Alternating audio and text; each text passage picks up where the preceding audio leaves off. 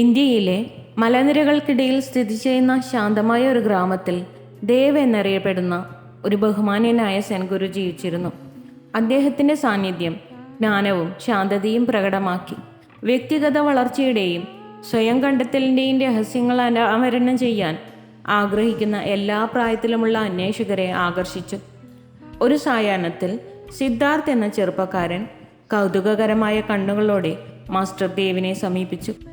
സിദ്ധാർത്ഥിന് ഉള്ളിൽ ഒരു അനക്കം തോന്നി, തൻ്റെ ഏറ്റവും മികച്ച പതിപ്പായി മാറാനുള്ള ആഗ്രഹം.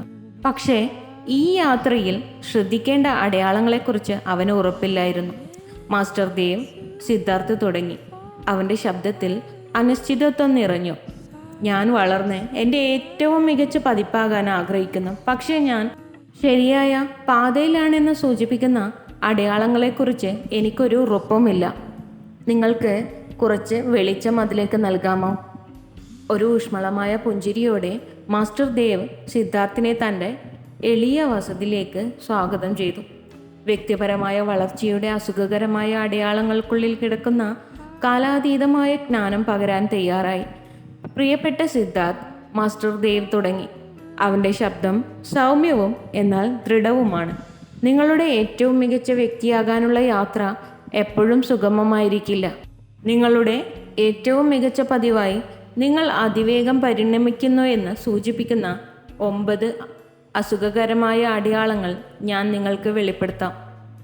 ഉൾക്കാഴ്ചയുടെയും പ്രബുദ്ധതയുടെയും ഒരു ചരടിലേക്ക് നെയ്തെടുത്ത് അദ്ദേഹം ഇനി പറയുന്ന പോയിന്റുകൾ വിശദീകരിച്ചു. നിലവിലെ സ്റ്റാറ്റസിലെ അസംതൃപ്തി.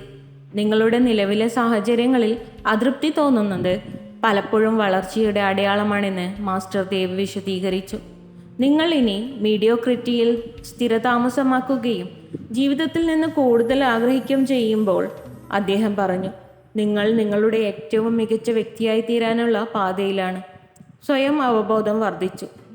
കൂടുതൽ സ്വയം അവബോധമുണ്ടാകുന്നത് അസുഖകരമായേക്കാം, മാസ്റ്റർ ദേവ് ചൂണ്ടിക്കാണിച്ചു. നിങ്ങൾ വളരുന്തോറും നിങ്ങളുടെ ചിന്തകളോടും വികാരങ്ങളോടും പെരുമാറ്റങ്ങളോടും നിങ്ങൾ കൂടുതൽ ഇണങ്ങിച്ചേരുന്നുവെന്ന് അദ്ദേഹം നിരീക്ഷിച്ചു. അത് ചിലപ്പോൾ നിങ്ങളെക്കുറിച്ചുള്ള അസുഖകരമായ സത്യങ്ങൾ വെളിപ്പെടുത്തും.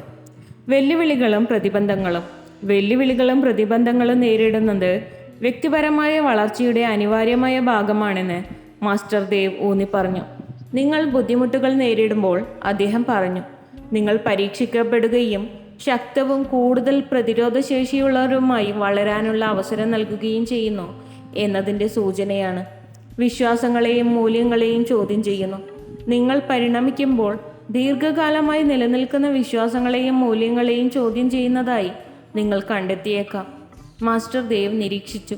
നിങ്ങളുടെ ഏറ്റവും മികച്ച വ്യക്തിയായി തീരാനുള്ള നിങ്ങളുടെ യാത്രയിൽ ചില വിശ്വാസങ്ങൾ ഇനി നിങ്ങളെ സേവിച്ചേക്കില്ല എന്ന തിരിച്ചറിവിൽ നിന്നാണ് ഈ അസ്വസ്ഥത ഉണ്ടാകുന്നത് എന്ന് അദ്ദേഹം വിശദീകരിച്ചു. കംഫർട്ട് സോണിൽ നിന്ന് പുറത്തു കടക്കുന്നു. നിങ്ങളുടെ കംഫർട്ട് സോണിന് പുറത്താണ് യഥാർത്ഥ വളർച്ച സംഭവിക്കുന്നത്, മാസ്റ്റർ ദേവ് പ്രഖ്യാപിച്ചു. ഭയത്തിൻ്റെ മറുവശത്താണ് വളർച്ചയെന്ന് അറിഞ്ഞുകൊണ്ട് അസ്വസ്ഥതകൾ സ്വീകരിക്കാനും പരിചിതമായ പ്രദേശത്തിനപ്പുറത്തേക്ക് സ്വയം നീട്ടാനും അദ്ദേഹം സിദ്ധാർത്ഥിനെ പ്രോത്സാഹിപ്പിച്ചു. ആന്തരിക പിശാചുക്കളെ അഭിമുഖീകരിക്കുന്നത്. നിങ്ങളുടെ ഉള്ളിലെ പിശാചുക്കളെ അഭിമുഖീകരിക്കുന്നത് അസ്വാസ്ഥ്യകരമാണെങ്കിലും വളർച്ചയ്ക്ക് ആവശ്യമാണെന്ന് മാസ്റ്റർ ദേവ് അഭിപ്രായപ്പെട്ടു. നിങ്ങളുടെ ഭയവും അരക്ഷിതാവസ്ഥയും നേരിടുമ്പോൾ, അദ്ദേഹം പറഞ്ഞു, നിങ്ങൾ രോഗശാന്തിക്കും പരിവർത്തനത്തിനും ഇടം സൃഷ്ടിക്കുന്നു. ബന്ധങ്ങളുടെ നഷ്ടം. എല്ലാ ബന്ധങ്ങളും വ്യക്തിഗത വളർച്ചയെ ചെറുക്കാൻ ഉദ്ദേശിച്ചിട്ടുള്ളതല്ല, മാസ്റ്റർ ദേവ് വിശദീകരിച്ചു. നിങ്ങൾ പരിണമിക്കുമ്പോൾ ചില ബന്ധങ്ങൾ സ്വാഭാവികമായും അകലുകയും അസ്വസ്ഥത ഉണ്ടാക്കുകയും എന്നാൽ ആത്യന്തികമായി പുതിയ കൂടുതൽ പിന്തുണയുള്ള കണക്ഷനുകൾക്കുള്ള വഴി തെളിയിക്കുകയും ചെയ്യുമെന്ന് അദ്ദേഹം നിരീക്ഷിച്ചു. ദുർബലതയെ ആലിംഗനം ചെയ്യുക. ആധികാരിക കണക്ഷനിലേക്കുള്ള ഗേറ്റ്വേയാണ് ദുർബലത, മാസ്റ്റർ ദേവ് പറഞ്ഞു. ആദ്യം അസ്വസ്ഥത തോന്നിയാലും ദുർബലത സ്വീകരിക്കാനും തൻ്റെ യഥാർത്ഥ ചിന്തകളും വികാരങ്ങളും മറ്റുള്ളവരുമായി പങ്കിടാനും അദ്ദേഹം സിദ്ധാർത്ഥിനെ പ്രോത്സാഹിപ്പിച്ചു. അപൂർണതയുടെ സ്വീകാര്യത. പൂർണ്ണത ഒരു മിഥ്യയാണ്, മാസ്റ്റർ ദേവ് സിദ്ധാർത്ഥിനെ ഓർമ്മിപ്പിച്ചു. അവൻ്റെ കുറവുകളും അപൂർണതകളും ഉൾക്കൊള്ളാൻ അദ്ദേഹം അവനെ പ്രോത്സാഹിപ്പിച്ചു. അവ സ്വീകരിക്കുകയും പഠിക്കുകയും ചെയ്യുന്നതിലൂടെയാണ് യഥാർത്ഥ വളർച്ച ഉണ്ടാകുന്നത്. മാസ്റ്റർ ദേവ് തൻ്റെ പഠിപ്പിക്കലുകൾ അവസാനിപ്പിക്കുമ്പോൾ സിദ്ധാർത്ഥിന് വ്യക്തതയും ശാക്തീകരണവും അനുഭവപ്പെട്ടു.